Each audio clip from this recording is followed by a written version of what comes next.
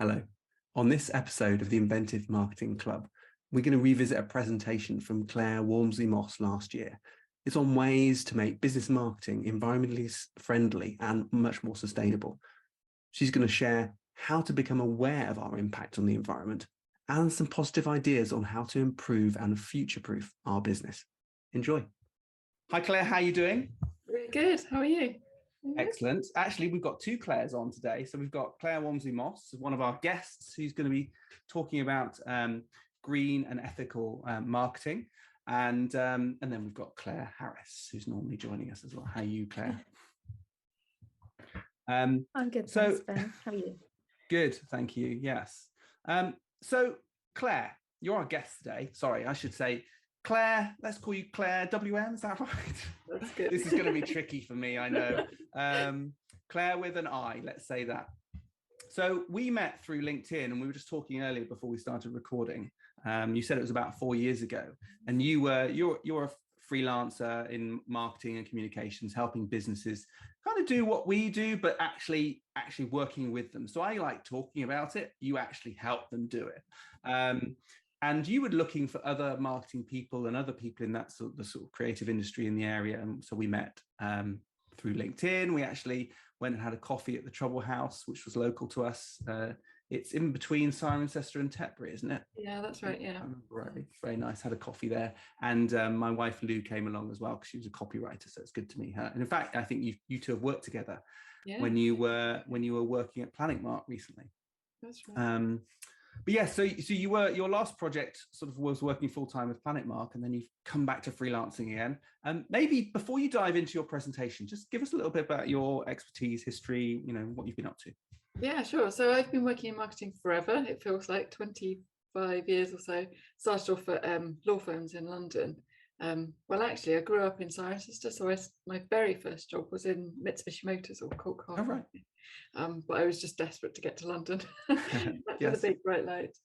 So about 8 years working in international law firms, and then I had my son and wanted to go freelance, and ended up we've moved back to Gloucestershire by then, and have worked with a number of businesses in the local area, of all, from aviation to construction to IT, lots of different industries. And it's just sort of, built. But in the last 5 or so years, I focus more on businesses that care about their impact on the planet and on society.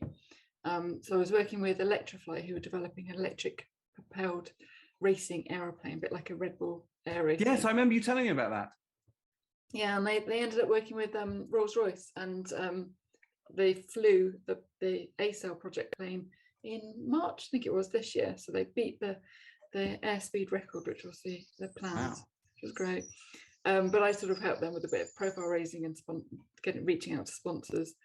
And I've worked with Snow Business, who have their site just outside Stroud have got solar panels, and they have EV cars, and most of their products are recycled or recyclable. So really strong environmental ethos running through their business, despite the fact that they're part of the film industry.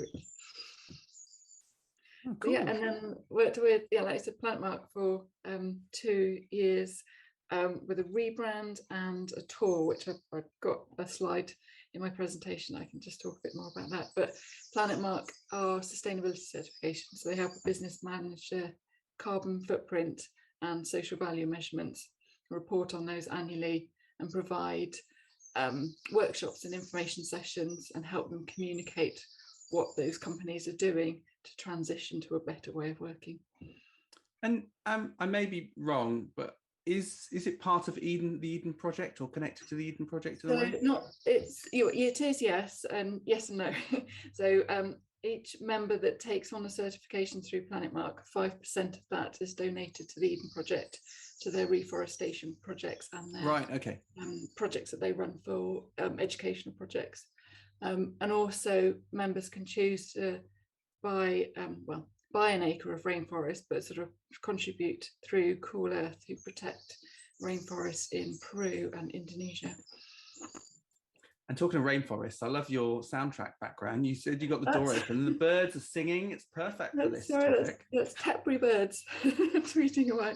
They're very loud. I can No, it's shut the door. nice. No, it's perfect. It's exactly the sound effect we need. Couldn't have done anything better myself. It always amazes me that something so small can make so much noise. That's incredible. I know we live quite reasonably near to the motorway, but usually it's just the blur in the background. But there was one lovely sunny day, and Lou and I were sat out in the garden, and the noise of the motorway dipped. You couldn't really hear it at all. I think everyone was having barbecues, and the bees in the tree next door to us, or very close to us, were louder than the motorway. That's what you could hear, these bees sort of busily buzzing around in the tree. So that's amazing. Right, so would you like to share your presentation? Get going, and then I've got a few questions for you, but definitely in this area, because I'm quite keen for us to develop what we do.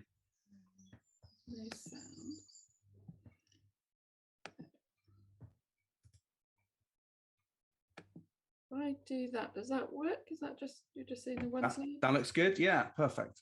Brilliant. Cool. So do you want me to just carry on and dive in? Yeah, you go for it.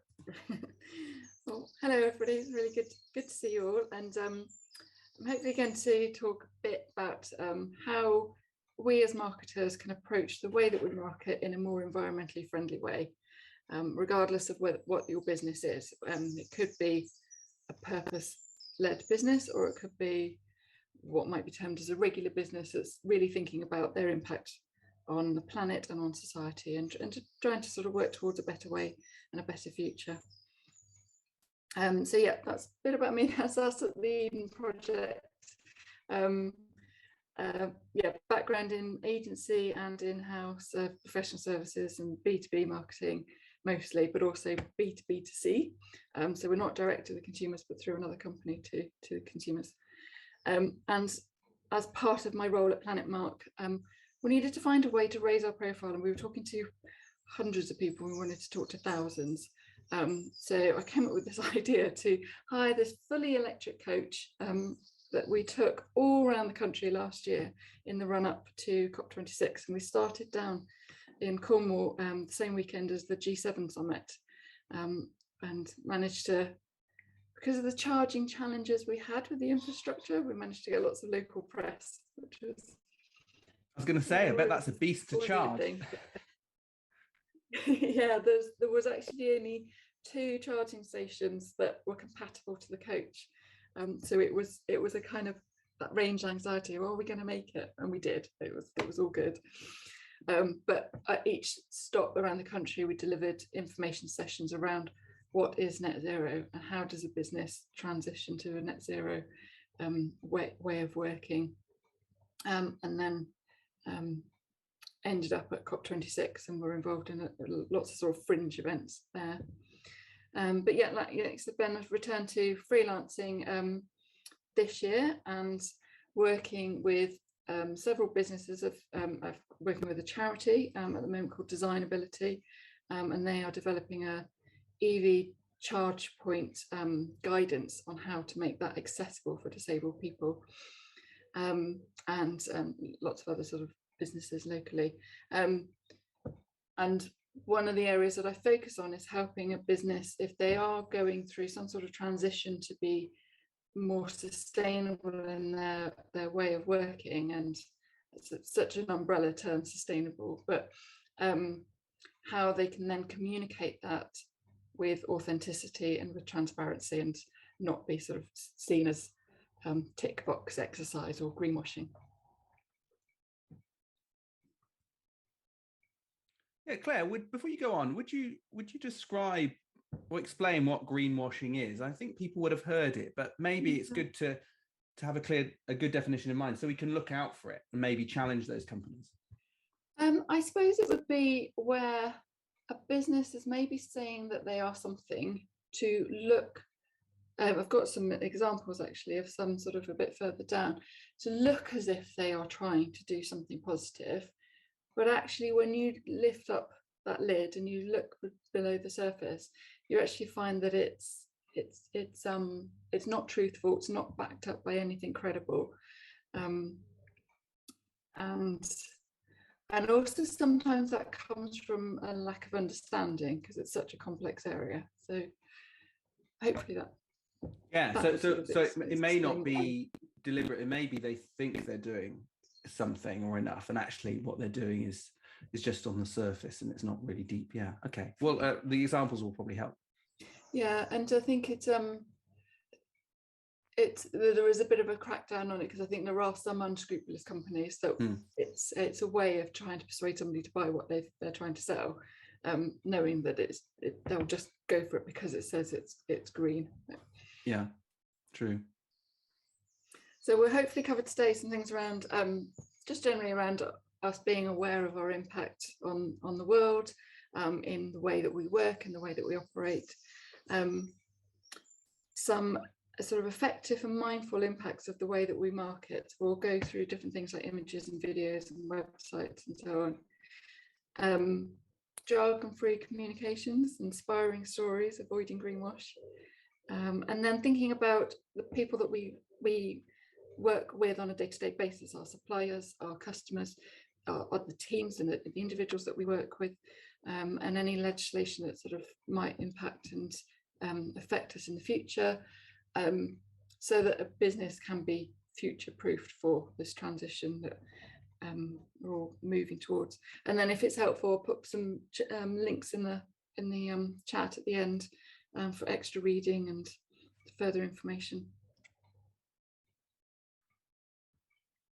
So I think in 2019, I started to see, because I've been working in more of a sort of, the environmental focused organisations for a couple of years before then, so from about 2017, and I felt very much like I was banging my head against the wall,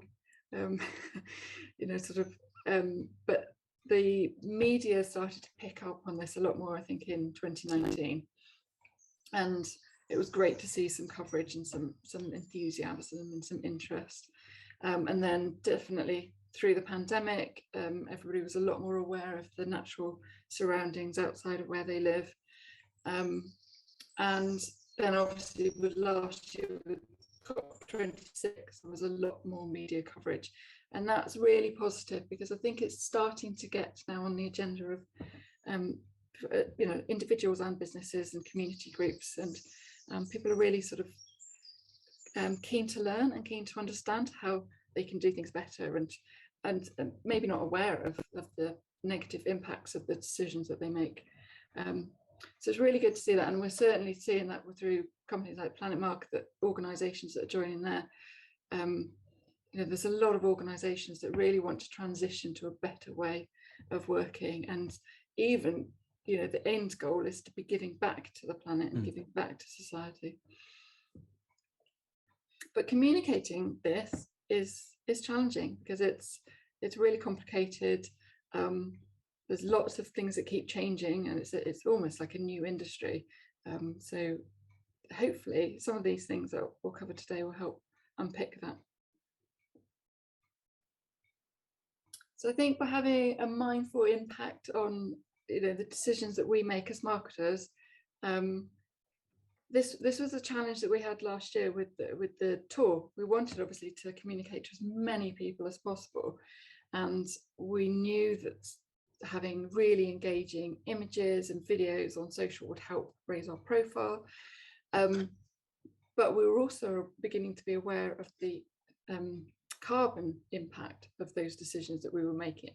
And so there was that kind of that juggling act of, well, we've got to get the message out there because it's a really important message, but we also don't want to be creating a huge carbon footprint for ourselves in doing that.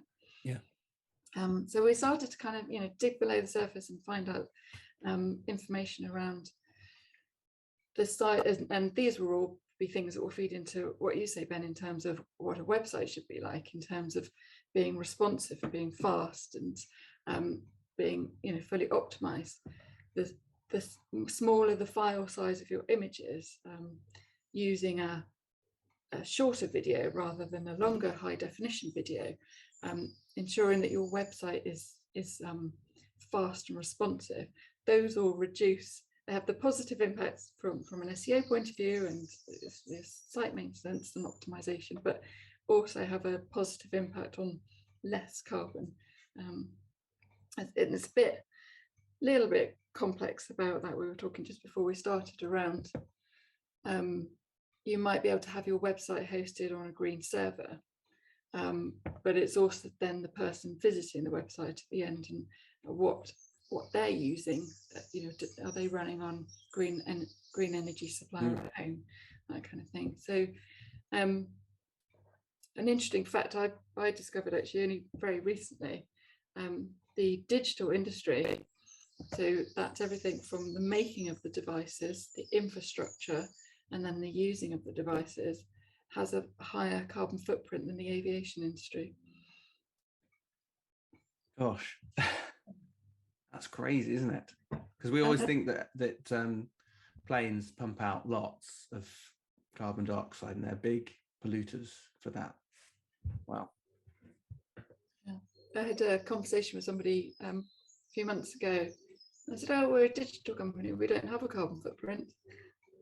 Oh, actually, sorry, you do. I know there's a site we were talking about earlier that I found, which we'll look at after your presentation, which we think we're doing well, and then it highlights things that actually you can do a lot better. and that's great, isn't it? It's just always learning, just finding out how we can do things better.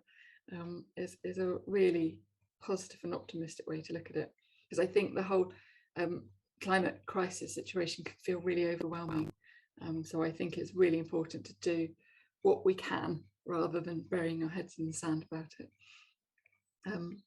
And I mean, I've put in there ways we can communicate, and that's, we've all learned through the pandemic of different ways of working. So having a face-to-face meeting, which will involve maybe travel, is great, but to do that all the time, the carbon impact as well as the time and the cost impacts of that. Whereas now we've all sort of learned how to shift to digital ways of working. But I think we've also sometimes forgotten to use the phone. And sometimes just having a phone call with somebody, it sort of can help to channel and focus your attention, but also it's a lesser carbon footprint than maybe doing a Zoom or Teams meeting. Yeah, that's true. It's a good point, actually. And it has the additional advantage that it might be quicker as well, because the Zoom call, you're kind of sat, you might relax into it because it's a meeting, whereas a phone call it's a bit quicker. Yeah, that's a good point. Good point. Yeah, really good. And I think as marketers, we might have an event or an exhibition to go to, and so we're like, right, we've got to have giveaways, we've got to have a goodie bag and posters and banners and all these kind of things, which there's then things that we can do as marketers to look at the products, the materials that are being used to make those things. So for example, on the tour recently, we had a whole load of pull-up banners and sort of big banners to have on the entrance to venues.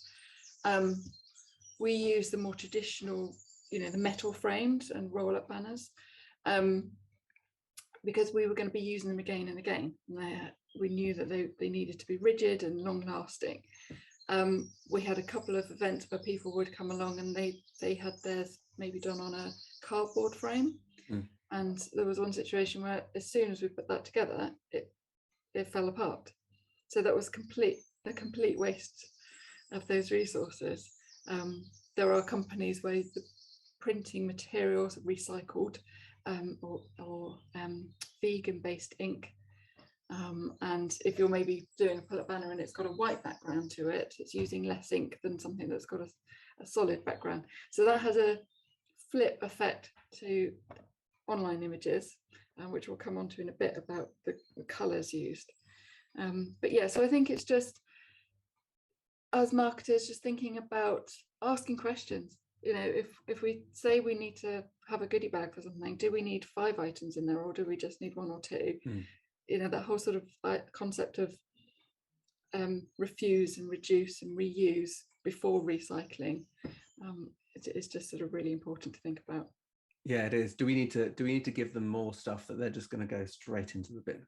In the bin, yeah. And I went to Active Buildings and I did COP Gloucestershire last year, and they had a goodie bag at the end. And actually, I was really intrigued to see what they thought about to put in that. And so there was a brochure in there that was a matte finish rather than a gloss finish, and used recycled paper. they had a water bottle, and I thought, oh, do I really need another water bottle? But actually, with children, you often they get lost and broken and all that kind of stuff. So it's a really, really good, strong one. But yeah, and that was it basically, and in a jute bag. But again, I was having a conversation with somebody yesterday about, plant-based products. They have to come from a plant, and so at the moment, the natural rainforests are being removed to plant palm trees or to plant a hemp or something that to make. So it's looking at that whole picture of, and asking the questions about where something comes from, and really thinking about, well, actually, could something in a plastic be better than this? Yeah, that's true.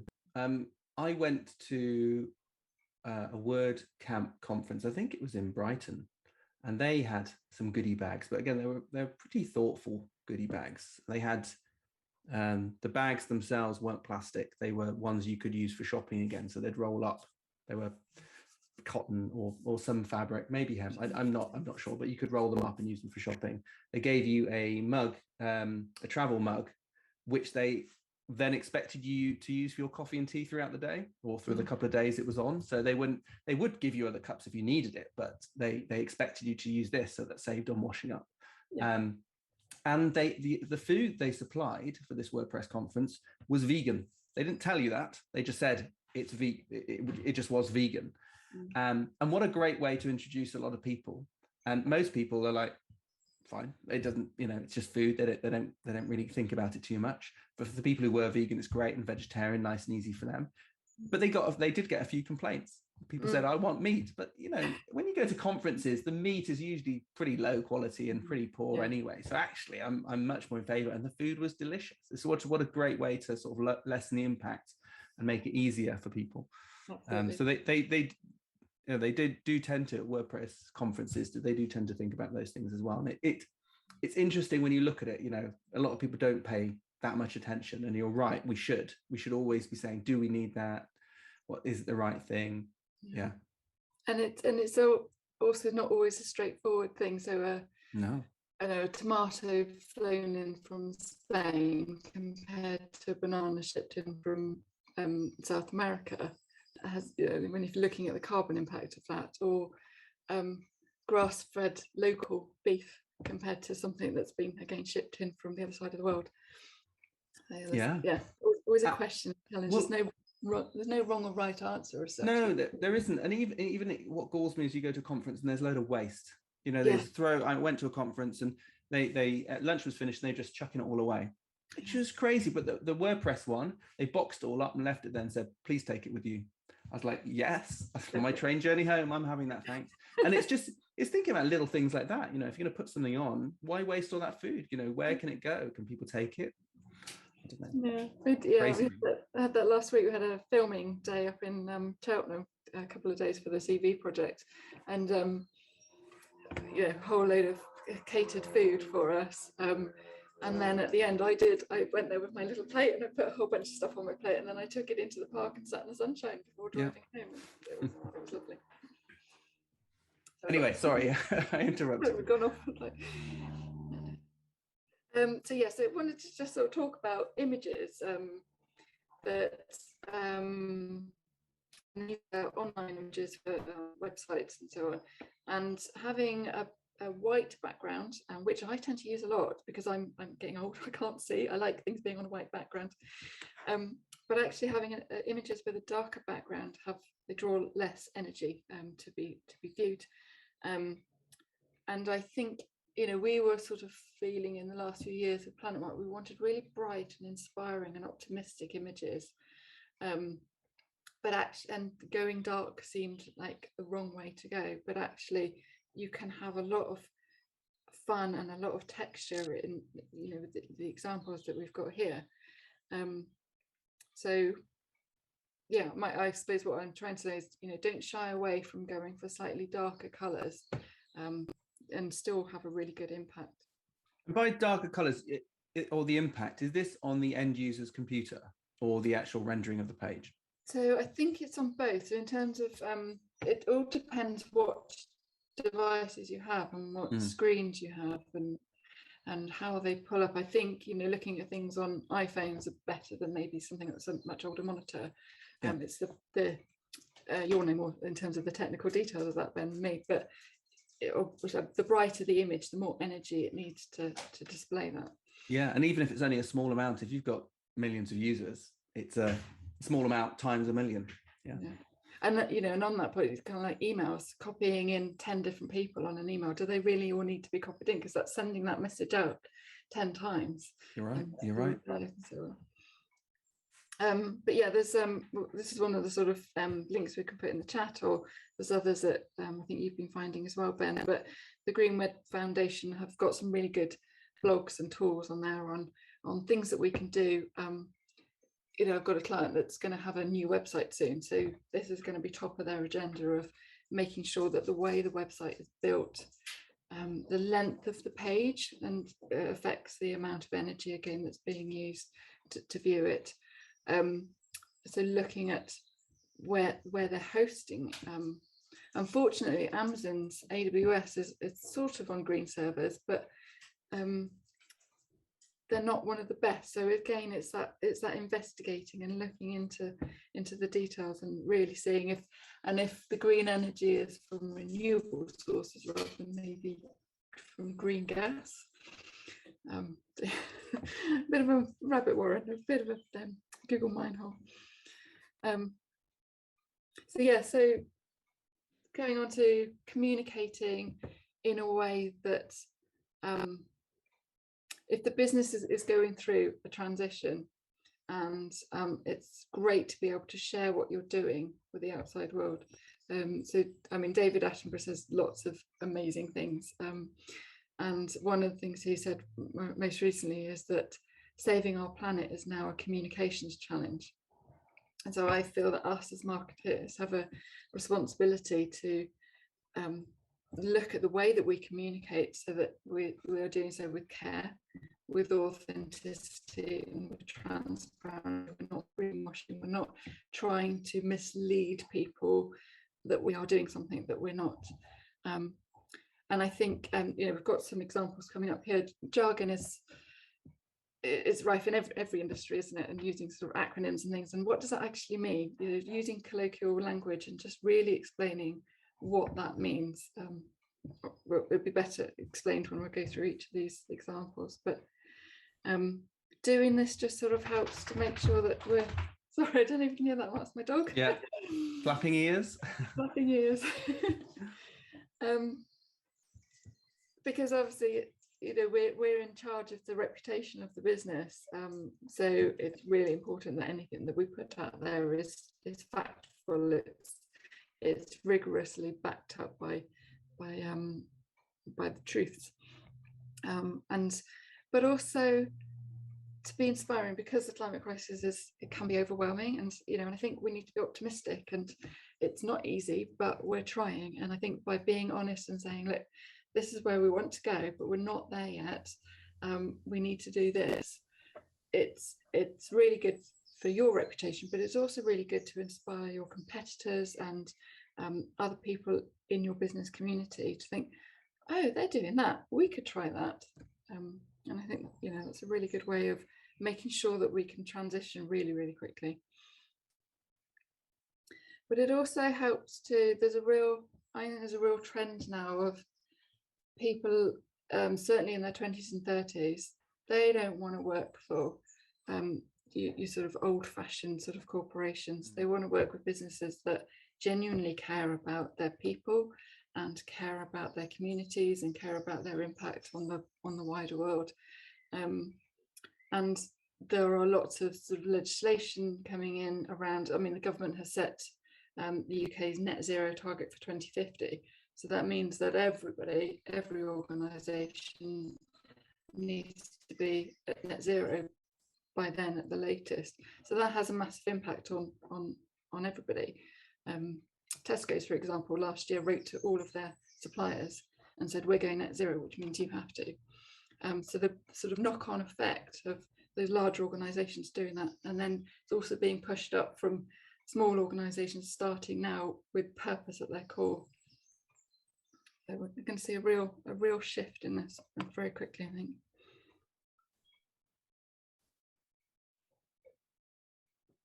So here's some examples to try and help explain what I mean by sort of greenwashing or using words that don't really say anything as much. So this is from an agency in London called Radley Elder, and they're really strong on sustainability communications. And so the first one, we're committed to a sustainable journey. What does that mean? And so on the other side, this is their other option of kind of being honest and acknowledging that there's going to be challenges and pitfalls along the way, but we'll get there. You know, join us and we'll get there together. Another one of there's a label on a t-shirt. It's eco-friendly, but you know how? It's not really explaining how it's eco-friendly. It's green. It's got a planet on it. It's got nice soft font, but what does it mean? Whereas the other one, it tells you what it's made from and what their values and their ethos is behind this. Yeah, and why that matters, because I think you're right. A lot of messaging is saying, yeah, that's sustainable, or this example says this t-shirt is good for the planet. How? It might be, but how is that? And you're right, it's better to say, and actually they're using, like you're saying, the right colors and the little planet symbol, making it all seem quite nice. But actually the other one that says made from waste, worn by people with taste, nice, I like it. Because you see a lot of things they made from bamboo, but they don't explain why that's good. If that bamboo is actually managed in the right way, and they're not getting rid of sort of native plants to plant bamboo there.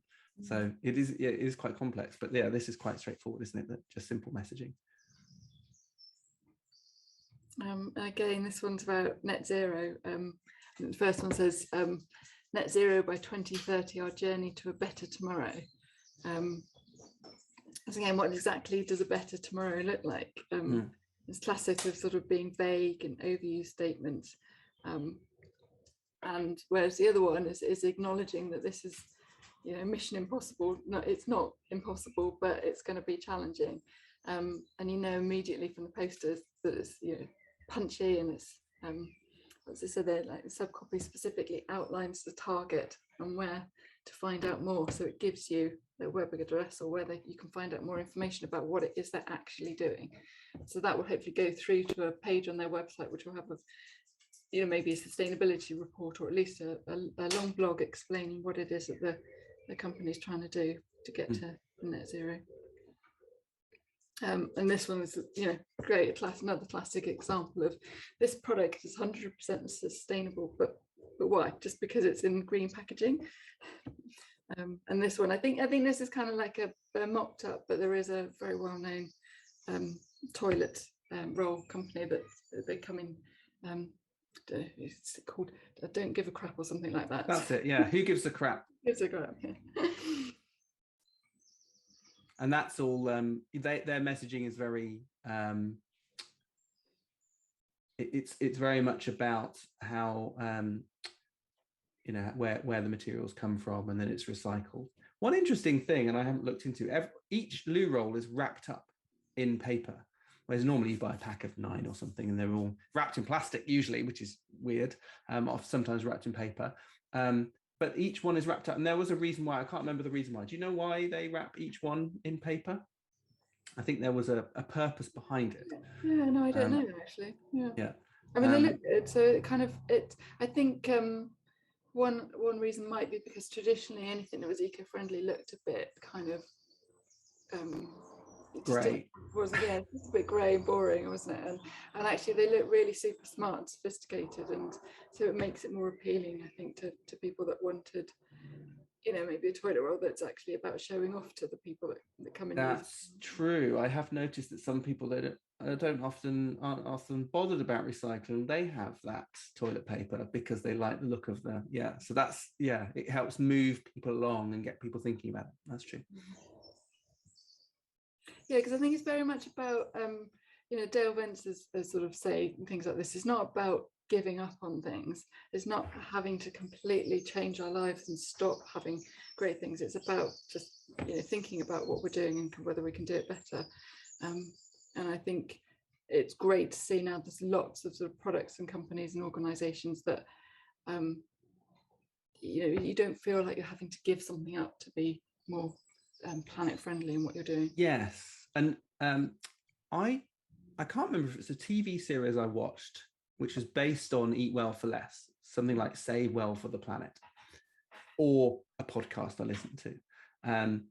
But they said that it's very difficult to move people to just be green or have use less, use things less, or produce less carbon, or basically have a lower output, because people they don't really think like that. They just think about what they want. But it's much easier if you can combine that with saving money. Yeah. So if they can save money by doing something, by taking fewer trips, thinking about their journeys, maybe choosing products that don't travel so far, maybe are cheaper if they're bought in the right way. I don't know. But if you can combine the two, people are very willing. That green element, true green element, is a good tick box, and they save money at the same time. Yeah. It's like, and the same with the loo roll. It's got a style motivation behind it.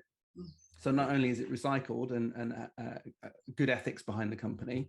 I haven't fully looked into them, so I'm just saying what they say. But it looks nice. That is actually a really strong driver over all of the other plastic packed ones. They can actually proudly display this loo roll rather than hiding it. Hiding it in the cupboard, yeah. And that's exactly the point of displaying the business benefits of this, of reducing your operational costs and reducing your wastage as well. It's anything that goes in the bin is effectively you're putting money in the bin. So yeah, if you can stop that in the first place, then that's the way to go. You can align it with a secondary benefit. Yeah.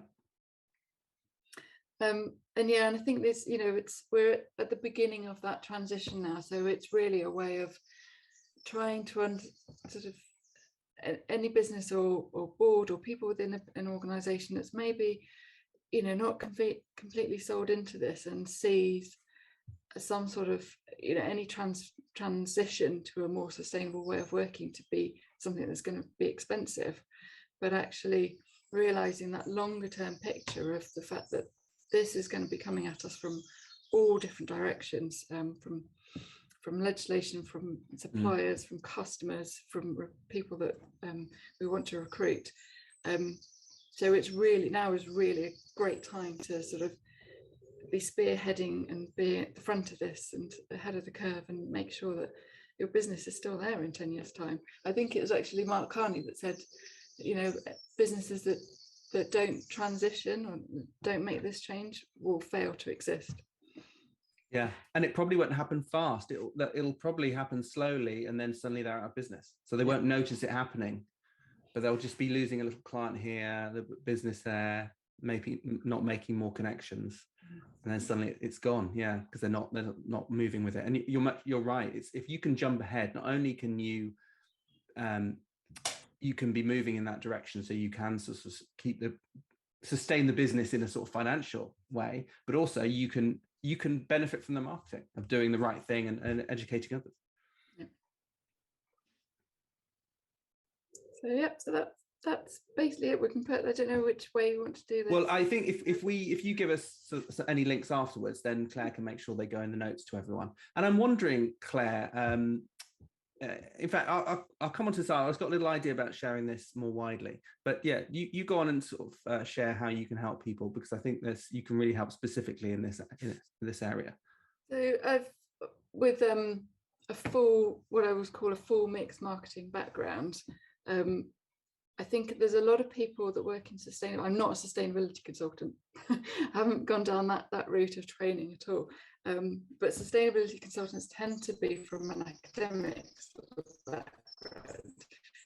So then trying to sort of distill that complicated terminology and information into marketing speak, for want of a better way of putting it.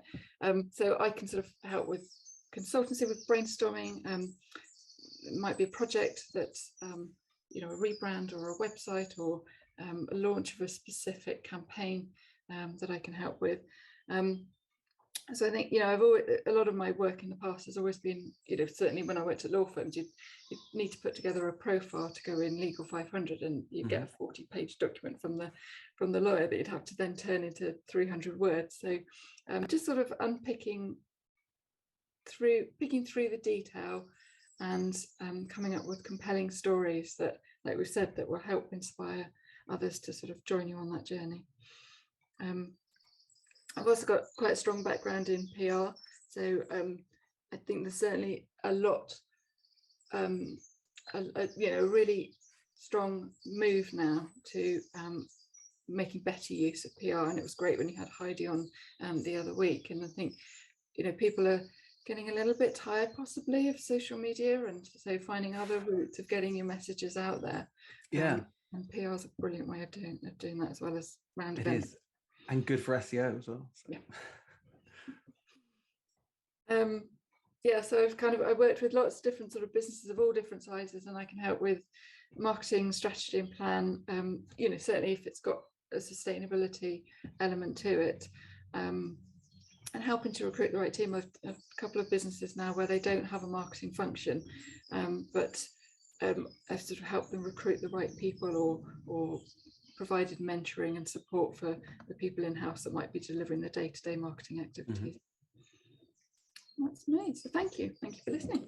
Thanks, Claire. Just a question while you're going through that. Do you know of environmental consultants who are able to come on and do the sort of dirty work of the calculations and what's needed?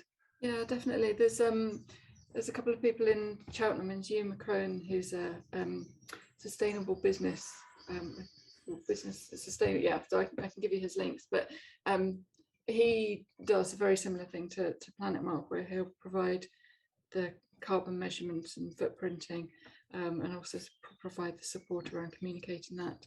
And there's actually quite a few sustainability consultants in the sort of Cheltenham Cirencester area. There's actually there's a thing called People Planet Pint, which was set up by somebody who as part of the Cambridge Institute sustainability course, and he is doing them all over the country. So we had one in Cirencester last week, I think it was, but which I unfortunately saw something on LinkedIn about that. Right, that makes more sense. Yeah. Tell us a little bit about how that works. So it's meant to just be it's like a networking thing. It's for people who are either working in sustainability or want to find out a bit more about it. And it's a really casual, literally like get together, have a pint in a pub. It's always in a pub, and it's just a drink. There's no formal format to it. It's just a good way of getting to know like-minded people. And there, we were just talking about going out and doing more networking. That seems a perfect excuse, I think. People Planet Pint. We'll try and find something to link that as well for the notes. And there's also the Future Leap Network in Bristol. They've got some co-working spaces, but they've got a sustainable business festival, 23rd of June, I think it is, down in Bristol at the Paintworks. And so that will be, you know, anybody that wants to sort of meet businesses that are in either already transitioning to something more sustainable or can provide the services to support this, they'll likely be there. Great. Thanks, Claire. I've got a few questions and something else I want to share with people. So maybe, are you able to stop sharing and we'll get everyone back on screen? What I've got a few questions here. Do you, what I'm always interested in, and I know you mentioned a few consultants, but is there a way, any guides to sort of self-auditing your business to see, sort of give you a figure of where you are now in terms of, you know, various different factors? Carbon could be one of them, and where you want to be. Is there any sort of guides on that? There's Ecology, which actually is not one of the ones I put in our links, which I should do. So Ecology are, I think again, they're Bristol based. They originally started off with where you could buy a tree and you can build this sort of like virtual rainforest online to show that the trees that you're buying. And that's actually, tree planting is a really good example of could be greenwashing. So when you sort of look into it, you know, I think a lot of people think that they can carry on doing bad stuff, but it's okay because I planted 5 trees. Yeah. And there's unfortunately not enough space on the planet for us to have enough forests to be able to offset all the bad that's being done. So we definitely have to reduce before, and offsetting should be considered like the very last step, when there's absolutely nothing else you can do to reduce your impacts. But they also work in ensuring that what they do plant is the right species in the right places and well managed forests, and also restoring or preserving existing rainforests and all over the world. But Ecology have now just in the last few months launched a online carbon measurement system. So you don't necessarily, if you don't have the budget to go to somebody like Planet Mark, or go through the B Corp process, which is a very different bag altogether. But yeah, so Ecology would be a really good one. Okay, we'll put a link into that. I think it's just to get people started, because what you don't want is to have a barrier of cost to enter into this. You want to just have a figure to work with, and then you can move forward, and it gets you into it. I think once you start down the journey, then you can start to see maybe the benefits of getting a consultant in to eke out those benefits. It's just that I know for a lot of people, they go, well, it's expensive, I'll just leave it. But actually, if they can just start doing some things, it's going to help. Okay. And that sort of leads into my question. Is there a sort of a certain area that you would recommend that they start in? Yeah, I think definitely if a lot of us are working from home, so the first thing we could do, which links in with the energy crisis that's going on now, is if it's possible, if it's feasible to move to a green energy supplier. I mean, the obvious things to look at are always energy, transport, and food. So if there's a way that you can go, I know living out here in sort of the edge of Tetbury, there's a bus once a week, I think, or something like that. So it's not always feasible to go by public transport, but reducing the number of journeys that we do, and if you can afford to transition to a newer car that's less polluting, those kind of things. But it's always it's energy. If you can transition to a green energy supplier, reducing transport in some way, and then food. I mean, I don't have the stats off the top of my head, but there's been lots of programs recently about the amount of money and the amount of carbon that goes into producing food that just ends up in the bin. Yes, there's I went to I can't remember the name of it, the Science Museum in Bristol. It's got a funky name. We the Curious, and they had a little mini cookery event on, and in the cookery event you made a vegan burger, and you got to choose. First of all, they did a little test, and they sort of put these things in order. Where do you think the most energy is wasted? And a lot of people think it might be in wonky food or something like that. And that had a component, but it's actually just food wastage. People buying stuff, or supermarkets letting it go to waste. But people buying it and then not using it, or they don't eat everything, they throw it away rather than saving it and having it for leftovers. That's one of the biggest, seem to be the biggest areas. There's also an app that someone reminded me of recently called Too Good to Waste. Yeah, I was just going to mention that. Yeah. Which I haven't used yet, just because it's a bit more tricky to find places around Tetbury and Malmesbury and the Cirencester area. But what they do is on the app, you can go and sort of buy a bag full of leftover food. So there's a Hobbs House Bakery over in Malmesbury, and they do very nice bread. And so if you go at the end of their sort of baking session, they'll have leftover bread. They're not going to store it. It has to go, really. So you get a goodie bag of about £3, something worth £10 of bread. The difficulty is you just have to go at a certain time slot. So it's slightly inconvenient for some people, but it might work. I think if you're going there anyway, and you can just adjust your timings, you can get some really good deals on things. Big garages, BP garages do it, supermarkets do it. It looks quite good. Yeah, there's the little shop, I think I don't know if it's a co-op, but the little shop in Shurston does it too. So those are our two local ones, is the Need Bakery and Hobbs.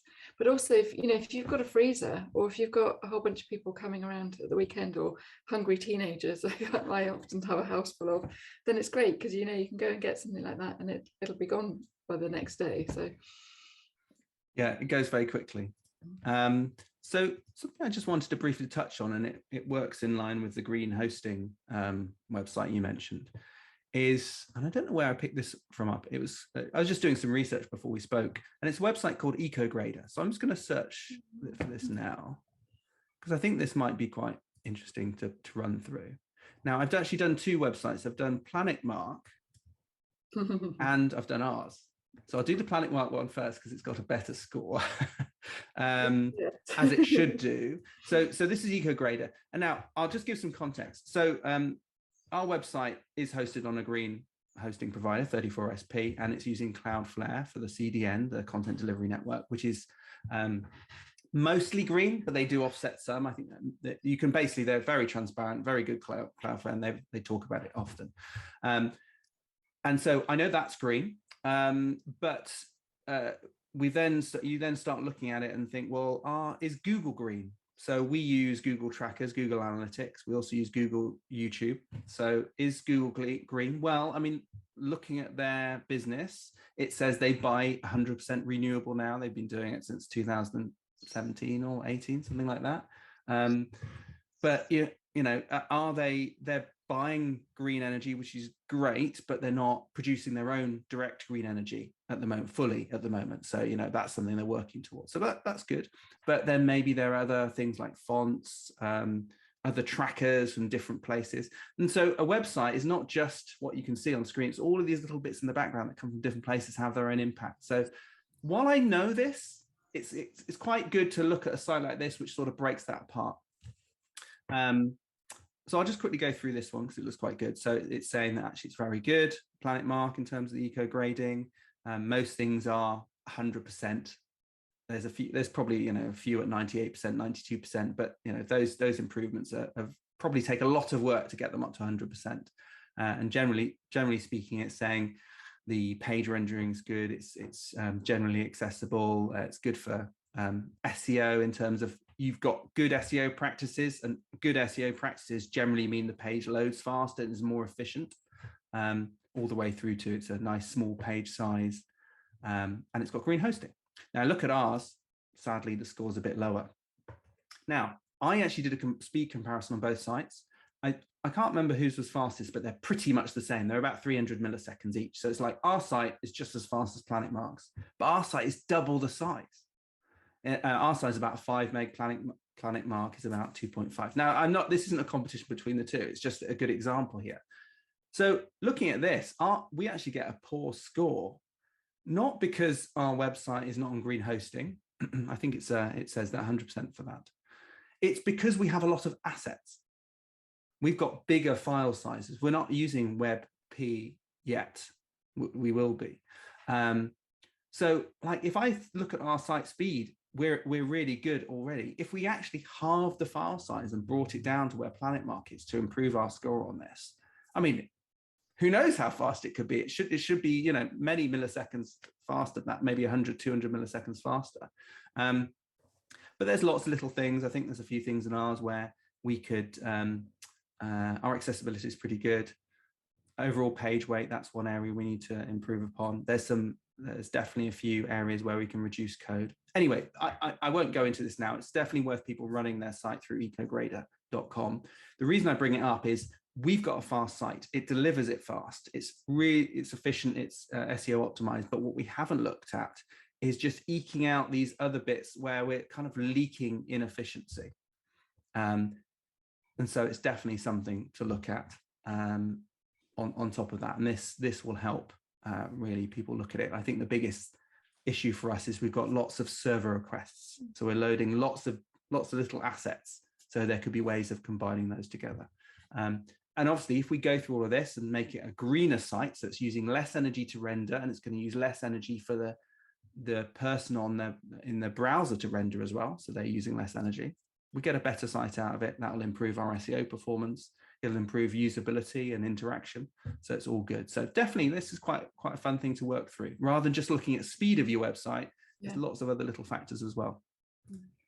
I think that's it. I mean, that's one of the things it's this chain effect. It's like you can be really good, but you've got to look at your suppliers, and you've got to look at who supplies you and who you buy from. And I think there's a big chain, and if you can start influencing that chain, that has this ripple effect. Yeah. And I know you mentioned that, but I think that's actually something, when it comes down to communication, that's where it's really key. Thanks for watching this episode of the Inventive Marketing Club. You can learn more, find great episodes, or join us at ratherinventive.com/club. See you there. Bye.